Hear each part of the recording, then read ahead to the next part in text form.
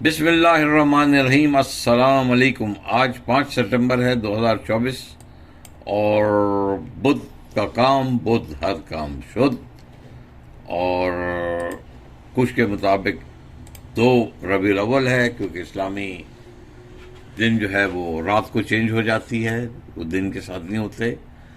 तो 1446 हिजरी कुछ गड़बड़ है मून की साइटिंग में। और सबसे पहली चीज़ ये मैं ख़त्म करके एक चीज़ आपसे रिक्वेस्ट भी करना चाहता हूँ। चले 21 भादों हैं, मार्केट सिर्फ 15 पॉइंट्स पॉजिटिव है, 78,860। इस मुल्क में कई ऐसे महकमे जो ख़त्म होने चाहिए, बाकियों को तो कुछ नहीं कहता। ये जो है ना, रूयत हलाल कमेटी ख़त्म होना चाहिए और इसको मेट्रोलॉजिकल डिपार्टमेंट को दे देना चाहिए ताकि वो करें। इनके और पता नहीं 26 से 27 करोड़ रुपए जो है ना महीना खर्च हो रहा है इस पर। ये नाक़िस तरीन हर जगह मरकज़ी रूयत हलाल कमेटी और तंजीमी और ये और वो, इनके खाने पीने ये ख़त्म हो जाना चाहिए। बहरहाल ये तो अब अफसाने बाला हैं, हमारे मसले शाही है। इन लोगों के दिल में आएगा तो ख़त्म कर देंगे, खाम खर्चे हैं। तो बहरहाल रबीउल अव्वल का चांद देखा गया आज। आपको रबीउल अव्वल का महीना मुबारक हो। और इसके साथ साथ नेक ख्वाहिश और नेक तमन्नाओं के साथ हम अपने सेंटर में आपको रबीउल अव्वल की खुशामद सुनाते हैं। और आज हम एक आपको वीलॉग कर रहे हैं। अस्सलाम, welcome back from the break. आज जो मैं एक चीज़ आपसे डिस्कस करने वाला हूँ वो काफ़ी मायूस कुन खबर है। और मैं अपने बहुत एक पुराने दीरीना दोस्त के पास एक बहुत बड़े अस्करी अदारे में बैठा था, तो वहाँ ये बहस छिड़ी कि आपको पता नहीं ये क्या किया इन्होंने हमारे आर्म फोर्सेस के साथ।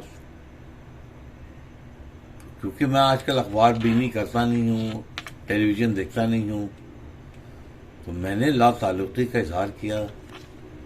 तो मेरे दोस्त ने थोड़ी सी मेरी तनकीद भी की और कहा कि भाई आप तो इतने इन्फॉर्म रहते हैं, आपको जगह जगह की खबर होती है, भांत भांत की इल्म होता है, तो क्या बात है इसको पता ही नहीं है। तो वो मेरे दोस्त ने जो मुझे बात बताई वो बहुत ही शॉकिंग थी। वो क्या शॉकिंग न्यूज़ थी, तो पहले तो मुझे यकीन नहीं आ रहा था। फिर उस दोस्त ने बहुत ही दस्तावेजी सबूत के साथ ये मुझे दिखाया, और ये दस्तावेजी सबूत आपको दिखा रहा हूँ। ये इस्लामाबाद 20 अगस्त का है, और ये है कि जी असेंबली में एक बिल पास हो गया जो कि सेनेट ने भी पास कर दिया है। उसके तहत 1 जुलाई 2024 के बाद, मैं अपने आप को दोहरा देता हूँ, 1 जुलाई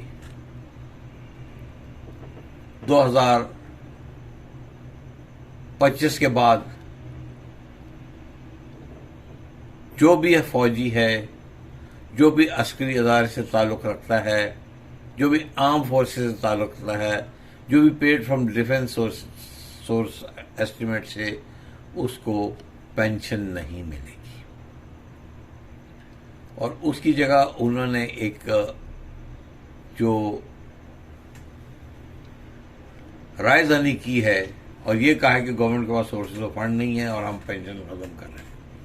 और उसकी जगह वो कह रहे हैं contribution 10% of basic pay by employees और 20% of basic pay of the employees by the federal government. मगर आखिर में तीसरे सवाल में लिखा है कि this rate of contribution is purely provisional and subject to change. ये फराज अहमद साहब है, सेक्शन ऑफिसर ने किया है, और इसका है 20 अगस्त को। तो भाई एक फौजी या कोई भी अस्करी तंजीम का आदमी, एक जब वो फौज में आता है या एयरफोर्स में आता है या नेवी में आता है, तो उसकी पे 12 घंटे की नहीं होती, उसकी पे 24 घंटे की लिए। अस्करी इदारे का बंदा, फौज के इदारे का बंदा जब भी सो भी रहा है तो he is considered be on duty. वो घर पे जा रहा है छुट्टी पे तो he is considered be on duty. वो शादी भी कर रहा है तो is considered to be on duty. तो अगर उसकी एक मोरल फैक्टर होता है कि कल को अगर मैं रिटायर होऊंगा तो मुझे पेंशन मिलेगी, मुझे प्रोविडेंट फंड मिलेगा, मुझे घर मिलेगा, मुझे मेडिकल फैसिलिटी मिलेगी, तो यही चीज खत्म कर दें तो मोरल ऑफ द आर्मी कहां से कहां चला जाएगा।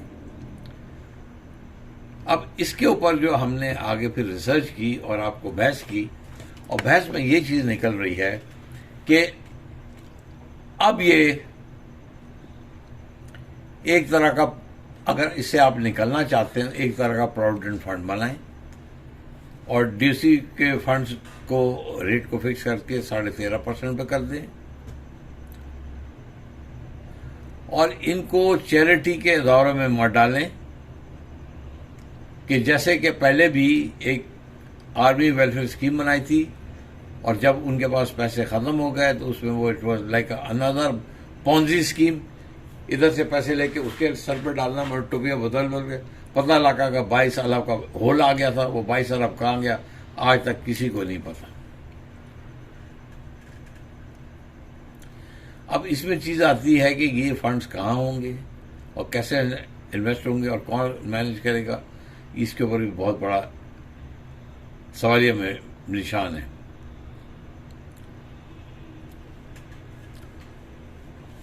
एक और जो इसका लिए आर्गुमेंट है कि बहुत अच्छा सिस्टम है post office insurance scheme of Pakistan, और वो जो पोस्ट ऑफिस इंश्योरेंस को scheme of Pakistan is guaranteed by the president of Pakistan, इनमें हर 12 साल के बाद आपको बोनस मिलता है। और जब आपको ये बोनस मिलता है, कई लोग इस पोस्ट ऑफिस पेंशन स्कीम की या पोस्टल इनकम स्कीम से बहुत ही फायदा उठा चुके हैं। तो बहरहाल ये जो चीज सोचने वाली है कि ये क्या करेंगे, ये तो अब आपका माशाल्लाह बहुत ही आपके इम्पोर्टेंट वजीर खजाना है और उसके साथ आपकी फॉर्म 47 की सरकार है, वो क्या करती है मैं उस पर छोड़ देता हूं। मगर इसी चीज को करने के लिए इंडिया ने क्या किया, इंडिया में वहां वेटरन्स ने जल्द से जुलूस से निकाले तो मोदी सरकार ने, चलो जो भी है मोदी जैसा भी है, एक बड़ी अच्छी स्कीम निकाली। उन्होंने सबसे पहले कहा 1 रैंक 1 पेंशन, और 1 रैंक 1 पेंशन है तो उसके मतलब कि अगर एक मेजर है तो उसकी पेंशन लेट से 1 लाख है, अगर 11 करना है तो पेंशन 1,25,000 है, फुल करना 1,50,000 है, ब्रिगेडियर है 2 लाख है। तो इन्होंने यही चीज है 1 लाख 1 पेंशन कर दी। वहां उन्होंने एक और चीज जो है जो इंट्रोड्यूस किया है कि आर्म फोर्सेस के लिए आपने irrespective of the length of service her rank की 1 पेंशन कर दी है। तो इसमें जो डिस्पैरिटी है ना वो खत्म होगी कि आपने जी एज अ कर्नल इतने साल सर्व किया, एज अ मेजर इतने साल सर्व किया, वो खत्म होगी। What is 1 rank 1 pension OROP? The payment of the same pension to the armed forces personnel for the same rank and same length of service, irrespective of the date of retirement। ये तो बड़ा अच्छा काम किया India. दूसरे India वालों ने इसको बैक करके एक तरह का बेनिफिट फंड खड़ा कर दिया है। उस बेनिफिट फंड में से 25% जो है वो ऑफिसर कंट्रीब्यूट करता है और 50% गवर्नमेंट ऑफ इंडिया या कंट्रीब्यूट करती है, जिसकी वजह से उसमें अनाउंसमेंट होती है और एंड में जाके एक हैंडसम अमाउंट आपको मिलती है। ये तो चीज है मेरी अपना नजरिया। ये काला दिन क्यों है? ये काला दिन इस वास्ते है कि हमारे सारे आर्म फोर्सेस का मोरल डाउन हो जाएगा, क्योंकि 2025 का जो भी आएगा उसको कह देंगे आपको पेंशन मिलेगी। और ये उसका मैंने देखा है कि जी 5 years of 1 rank 1 pension India का बना हुआ है। आप देख लीजिए इंडियन रुपी का है कि OROP implies uniform pension to armed forces personnel retiring in the same rank with the same length of service, bridging the gap between the rate of pension of current and past retirees। बहुत जबरदस्त है, ये पढ़ लीजिएगा। मैं आपको वक्त नहीं जाया करूंगा, आपके समय खराशी नहीं गए। मगर हमारे पाकिस्तान में पता नहीं क्या है, सिख हैं बैठे हुए, जिनको ये चीज़ नज़र नहीं आता कि एक फौज है, उसका मोराल है, पेंशन उसकी सबसे बड़ी टेक होम है। उसकी टेक होम यही है कि मैं कल रिटायर होऊंगा, मुझे पेंशन मिलेगी। अगर मैं शहीद होता हूं तो वो पेंशन मेरी बेवा को मिलेगी। अगर मेरे बच्चे हैं तो उनको ये पेंशन मिलेगी। आप इसको ख़त्म कर रहे हैं यार, ये कुछ तरीक़ेकार है यार। ये मुझे नहीं पता ये किसने किया है, मगर इसका एक मैं पस मंज़र बना रहा हूँ। ये बहुत दूर की बातें मैं करता हूँ, शायद मैं अपने वक्त से पहले पैदा हो गया हूँ। कई लोग मुझे बहुत ही ताना देते हैं कि आप ऐसी बातें करते हैं, वक्त से पहले बातें करते हैं। ये सिर्फ और सिर्फ IMF जो है आपको आर्म ट्विस्ट कर रहा है कि आर्म ट्विस्ट करके ये पेंशन स्कीम ख़त्म करें, ताकि जो morale of the arm forces है ना, वो डाउन हो जाए। मैं फिर दोहरा रहा हूँ, आप जितना IMF के पीछे पड़ेंगे उतना ही IMF आपको आर्म ट्विस्ट करेगा। पहले उन्होंने आपको सब्सिडी ख़त्म की, आपके गैस के बिल बढ़ा दिए, आपके बिजली के बिल बढ़ा दिए, आपके दूध के ऊपर टैक्स लग गया, आपकी दही पर टैक्स लग गया, आपके क्या कहते हैं खाने पीने की चीज़ों पर टैक्स लग गया, आपके हर जगह GST लग गया। ये कौन करा रहा है? ये IMF करा रहा है। आप खुदा के वास्ते मेरे वेटरन्स भाई, मेरे आर्म फोर्सेस के भाई, आप देखिए, मेरी भी तस्वीर देखिए।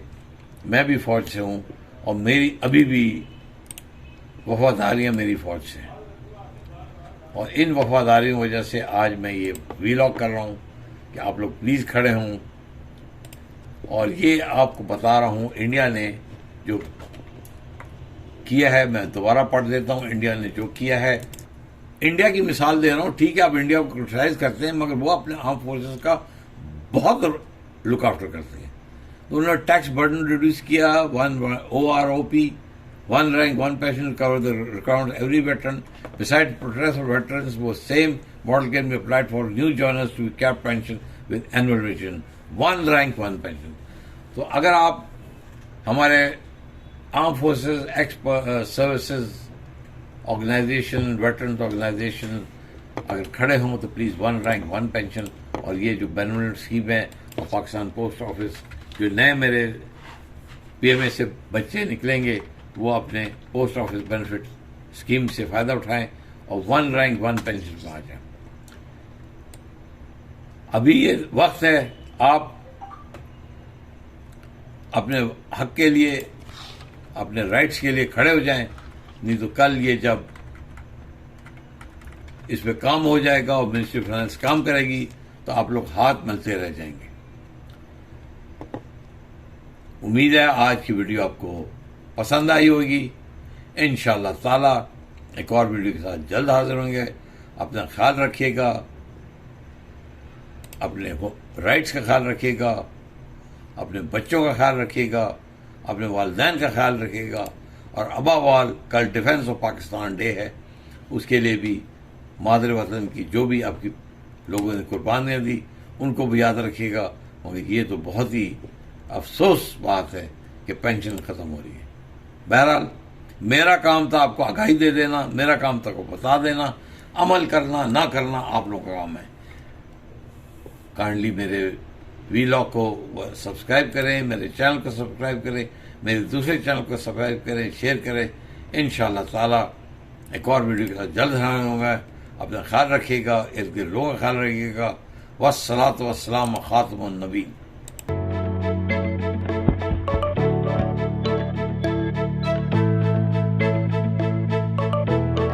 शहरे कराची के बीचों बीच नॉर्थ नाज़िमाबाद सखी हसन से बजरिया फ्लाईओवर आसान तरीन रसाई, एक जदीद खूबसूरत और मुकम्मल शहर जहां school, vocational centre, IT park, अस्पताल, खूबसूरत मसाजिद और जरूरियात जिंदगी की तमाम तर सहूलियात मुकम्मल व महफूज फसील के अंदर, कुशादा सड़कों का नेटवर्क, मुनफरिद आर्किटेक्चरल डिजाइन, बेहतरीन इंफ्रास्ट्रक्चर और जाबजा तरतीब दिए गए हरे भरे फैमिली पार्क्स जो यहाँ के साफ सुथरे पुरफजा माहौल को और भी दिलकश बनाते हैं।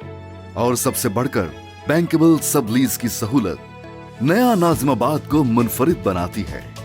फेज 1 में 6000 से जायद घरों और प्लॉट्स की फराहमी का एजाज हासिल करने के बाद अब नया नाजिमाबाद में तामीर होने वाले apartments globe residency, signature tower, राहत रेजिडेंसी और पीस अपार्टमेंट्स जो बेहतरीन रिहाइश और सरमायाकारी के सुनहरे दौर का आगाज साबित हो रहे हैं।